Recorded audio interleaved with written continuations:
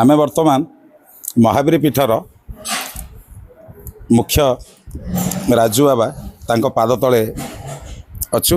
राजू बाबा मुहर किसी शुणापी राजू बाबा को अनुरोध करी से किसी कहे महावीर पीठर महात्मा एवं ए पीठर बाबद बाबा बाबद।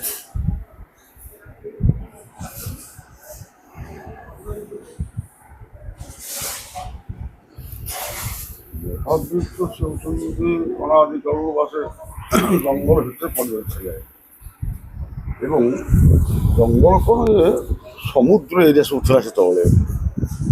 ସମୁଦ୍ର ଭିତରେ ଆମର ସବୁ ଜାହାଜ ସବୁ ବାଣିଜ୍ୟ ଅନ୍ୟାନ୍ୟ ସବୁ କରନ୍ତି, ଏଇପଟେ ଦେଇ ଯାଆନ୍ତି। ଯିବା ଭିତରେ ଗୋଟେ ଜାହାଜରେ ହନୁମାନ ଥିଲେ। ତେଣୁ ସେ ଜାହାଜ ହନୁମାନଜୀ ଜାହାଜ ଏମିତି ଆସୁ ଜାହାଜ ଲାଗିଗଲା, ଏଇଠି ଲାଗିଗଲା। ଜାହାଜ ଲାଗିଗଲା, ଭକ୍ତମାନେ କ'ଣ କରିବେ? ହନୁମାନ ସ୍ମରଣ କଲେ, କହୁ ହନୁମାନ କ'ଣ ଆମେ ତ ସବୁଦିନ ଟିକେ ଆସୁ ଦୁଃଖ ଯାଉ, ଆଜି କ'ଣ ଜାହାଜ ଲାଗିଲା? ଏମିତି ସମସ୍ତ ମନରେ ଦୁଃଖ ଆସିଲା। ସମସ୍ତେ ହନୁମାନ ସ୍ମରଣ କଲେ, ହେଲେ ସେ ଅଚଳ ହେଇକି ରହିଲା, ଉଠିଲାନି। ତାଙ୍କର ସମସ୍ତେ ରାତିରେ ଖିଆପିଆ ଛାଡ଼ି କ୍ୟାପ୍ଟେନ୍ର ସମସ୍ତେ ବସିକି ପ୍ରଭୁଙ୍କର ନାମ ଜପ କଲେ ଏବଂ ଅନଶନ କଲେ। କରିବା ଭିତରେ ତାଙ୍କର ଭଗବାନଙ୍କ ବାଣୀ ଆସିଲା ଯେ ଭକ୍ତବୃନ୍ଦ, ମୋର ଏଠି ଭଗବାନଙ୍କର ପଦାରବିନ୍ଦ ଏଠି ଅଛି, ପ୍ରଭୁଙ୍କ ପାଦ ପଦ୍ମ ଏଠି ଅଛି। ମୁଁ ଏଇଠି ମୋତେ ତୁମେ ବିସର୍ଜନ କରିଦେଇ ଓହ୍ଲେଇ ଦିଅ। ମୁଁ ଆଉ ଜାହାଜରେ ଏଇଠି ଓହ୍ଲେଇ ଦେଲେ ତୁମ ଜାହାଜ ଭାସିବ।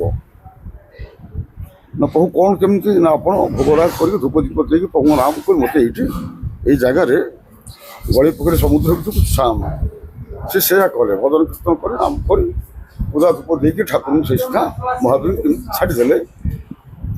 ସମୁଦ୍ର ପଡ଼ିଗଲା, ଜାହାଜ ଉଠିଲା। ଜାହାଜ ଉଠିଲା, ଜାହାଜ ଚାଲିଲା। ସେ ସମାନ କ୍ରମେ ସେ ଧୀରେ ଧୀରେ ଧୀରେ ସମୁଦ୍ର ପୋତି ହେଇଗଲା। ଏଇସବୁ ଜଙ୍ଗଲ ଧୀରେ ଧୀରେ ହେଇଗଲା। ହନୁମାନ ଏଇଠି ଥାଆନ୍ତି। ଜଣେ ଗୋପାଳ ଭାଇ, ସେ ତାଙ୍କର ମଇଁଷି ଚଳାନ୍ତି। ମଇଁଷି ତାଙ୍କର 50 ଜଣ 100 ଖଣ୍ଡେ ଥାଆନ୍ତି। ଦେହ କ'ଣ ଅସୁସ୍ଥ ହେଲା ମଇଁଷିର। ସେ ଏଇ ବାଟ ଟିକେ ଆସୁଛନ୍ତି, କାନ୍ଦିକା ଆସୁଛନ୍ତି ଦୁଃଖରେ। ଯେ ଗଛ ମୂଳେ ଖରା ହାଣ୍ଡି ବସିଗଲେ। ବସି ଅନେକ ଗୋଟେ ପଥର ପଡ଼ିଛି। ପଥରଟା ପଡ଼ିଛି, କହିଲେ ହେ ପଥର ମହାପୁରୁଷ, ଜଙ୍ଗଲୀ ମହାପୁରୁଷ, ଯେ ଆପଣଙ୍କର ଆଶୀର୍ବାଦ ଥାଏ, ମୋ ମଇଁଷି ଗୁଡ଼ାକ ଯଦି ସବୁ ରୋଗ ଆରୋଗ୍ୟ କରିଦେବେ, ତାହେଲେ ମୁଁ ଆପଣଙ୍କ ପାଖରେ ପ୍ରତିଦିନ କ୍ଷୀର ଟିକେ ଢାଳିବି। ତା ସେମିତି କହି ପଡ଼ିକି ତା ସବୁ ଗଲା ଭିତରେ ମଇଁଷି ପାଖକୁ ଫାଳୁ କରି ସତେଜ ଆସିଗଲାଣି। ତାପରେ ପ୍ରତିଦିନ ସେ କ୍ଷୀର ଟିକେ ଢାଳିଲା। ଢାଳୁ ଏମିତି ଭକ୍ତ ଧୀରେ ଧୀରେ ସମୟାନୁକ୍ରମେ ତାକୁ ଲୋକ ଜାଣିଲେ। ଜାଣିବା ଭିତରେ ସେ ଗୋଟେ ପ୍ରଚାର ପ୍ରସାରକୁ ଆସିଲା। ଏଠି ଗୋଟେ କରାଗଲା କ'ଣ, ହୁକୁମ ଗୋଟେ କରାଗଲା। ସେ ହୁକୁମ କିଛି ସେଗୁଡ଼ା ସବୁ ଅଢ଼େଇ ଜିନିଷ, ସେ କିଛି ଦିନ ପରେ ସେ ନଷ୍ଟ ହେଇଗଲା। ଏମିତି କିଛି ପର୍ଯ୍ୟନ୍ତ ତାପରେ ସବୁ ଟୋଟାଲ ବିନାଶ ହେଇଗଲା। ଆଉ ଖାଲି ଠାକୁର ଥାଆନ୍ତି। ସମୟାନୁକ୍ରମେ ଜଣେ ଭକ୍ତ ତାଙ୍କର ଗୃହରେ ସେ ଏଠିକି ଆସି ପୂଜା କରୁ। ସେ ଭକ୍ତମାନେ କହିଲେ, তুমি ଯାଅ, ତୁମେ ଦୁଃଖୀ ଲୋକ, ସେ ଠାକୁରଙ୍କୁ ଟିକେ ପାଣି ଦିଅ। ନା ମୁଁ ଏତେ ବାଟ ଯିବି, ଏଟା ଜଙ୍ଗଲ ଅମୁକ ଢମୁକ, ତୁମେ ଯାଅ ହନୁମାନ ସ୍ମରଣ କରି। ସେ ଆସି ପାଣି ଟିକେ ଦେଲା। ତାହା ଏମିତି ଲୋକ ଆସିଲା। ଆଉ ସମୟାନୁକ୍ରମେ ଜଣେ ଜଙ୍ଗଲୀ, ସେ ଜଙ୍ଗଲରେ ପରିଭ୍ରମଣ କରୁଥିଲେ। ପରିଭ୍ରମଣ କରୁ ସେ ଆସି ପହଞ୍ଚିଗଲେ। ମହାବୀର ବସିଛନ୍ତି। ତାପରେ ତାଙ୍କ ସହ ଦେଖାହେଲା। ଆଉ ଏଠି ବି କୌଣସି କ୍ଷେତ୍ର, ଏ କ୍ଷେତ୍ର ଉପରେ କୌଣସି ସାଧୁ ସନ୍ଥ ସେ କାହାକୁ ପକାଇଥିଲେ ନାହିଁ, ଘର ଖଣ୍ଡେ ବି କାହାକୁ କରିଥିଲେ ନାହିଁ, କେହି ରହିବେନି। ଆଉ ସନ୍ଧ୍ୟାରେ ସବୁ ଉଠେଇଥିଲେ। ସେ ଆସି ପହଞ୍ଚି କହିଲେ, ଲୋକମାନେ ଥିଲେ, କିଛି ଲୋକ ଥିଲେ, ସେ ଆସିଥିଲେ ତାଙ୍କ ଠାକୁରଙ୍କୁ ପୂଜା କରନ୍ତି, ବାଧ୍ୟ ଲୋକ।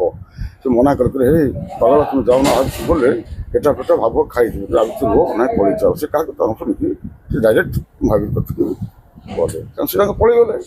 ଅନ୍ଧାର ହେଲା, ଅନ୍ଧାର ହବା ସାଙ୍ଗେ ସାଙ୍ଗେ ନେଇକି ତାପରେ କିଛି ସମୟ ପରେ ଜଙ୍ଗଲ ହେଟା ଫେଟା ବିଭିନ୍ନ ପ୍ରକାର ଆସିକି ଆ ଭିତରେ ପହଞ୍ଚିବ ଠାକୁରଙ୍କ ପାଖରେ। କିଛି ସମୟ ପରେ ଜଙ୍ଗଲୀର ଯେତେ ପ୍ରକାର ଜୀବଜଗତ ସେ ମଧ୍ୟ ଏଠି ପହଞ୍ଚିବେ। ପହଞ୍ଚିବା ହୋ ହଲା ଚାଲିଲା ଶବ୍ଦ। ସେଇଠି ସେ ଜଙ୍ଗଲୀ ଯେ ଥିଲା ସେଇଠି ସେ ପ୍ରାର୍ଥନା କଲେ। ଦେଖନ୍ତୁ, ହେ ଜଙ୍ଗଲୀ ଜୀବଜଗତ, ଆପଣଙ୍କର ତ ଇଷ୍ଟ ମହାବୀର, ଆମେ ବି ମଧ୍ୟ ସେଇ ଜଙ୍ଗଲ ହିସାବରେ ଆପଣଙ୍କ ପାଖରେ ଆସି ପହଞ୍ଚୁ। ତେଣୁ ଆପଣ ଆମମାନଙ୍କ ପ୍ରତି କୌଣସି ହିଂସା ବା ଇଏ କର ନାହିଁ।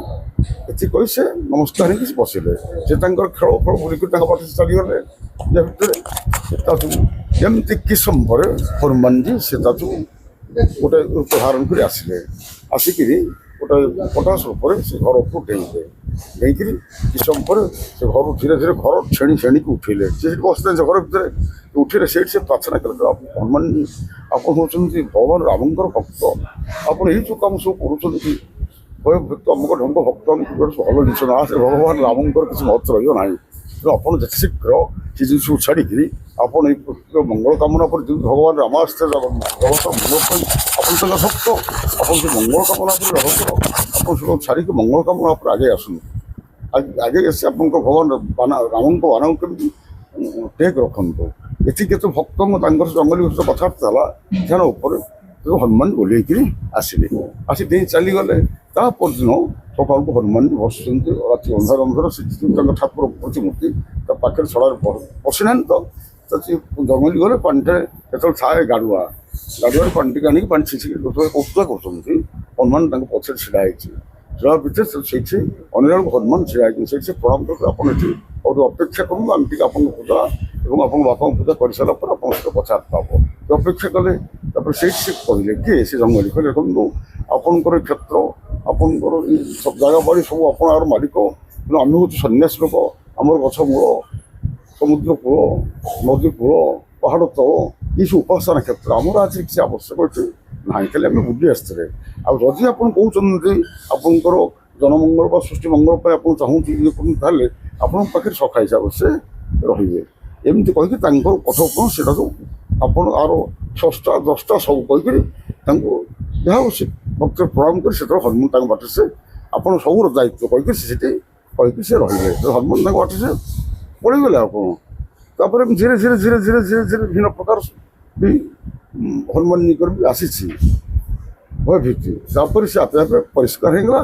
ଲୋକ ଧୀରେ ଧୀରେ ଲୋକାଲ ଆଡ଼କୁ କ୍ଷେତ୍ର ମୁହଁ ଦେଲା, ଧୀରେ ଧୀରେ ଲୋକମାନେ ଆସିଲେ କହିଲେ ଆରେ ଏ ଜଙ୍ଗଲଟା କ'ଣ ଏଠି ରହିଛି ଛୋଟିଆ ଛୁଆଟା ଏମିତି ନେଇକି ଯାହା ହଉ ହଜାର ଲୋକ ପଢ଼ି ଅନେକ ଅସାଧ୍ୟ ରୋଗ ବି ସାଧନ କଲେ, ଅନେକ ଅଭାବ ଦୁଃଖ ଦୂରୀକରଣ ବି କଲେ।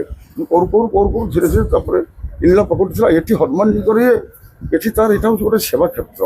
ଏଠି ଯଦି 10,000 ଲୋକ ଆସିଲେ ତାଙ୍କୁ ଖାଇବା ପିଇବା, ତାଙ୍କର ଚପଲ ପଇସା ନାହିଁ, ଗାଡ଼ି ପଇସା ନାହିଁ, ଖାଦ୍ୟ ପଇସା ନାହିଁ, ପାଣି ପଇସା ନାହିଁ, କୌଣସି ପାଣି ସବୁ ଖାଦ୍ୟ 10,000 ସପ୍ତାହ ସେଠି ଖାଇବେ, 50,000 ଖାଇବେ, 500 ବି ଖାଇବେ, 300 ଖାଇବେ। ପ୍ରତିଦିନ ଲୋକ ସେବା ଉପରେ ଭକ୍ତ ମଙ୍ଗଳ ଉପରେ କ୍ଷେତ୍ରକୁ ସେ ସଜେଇକି ରଖିବେ।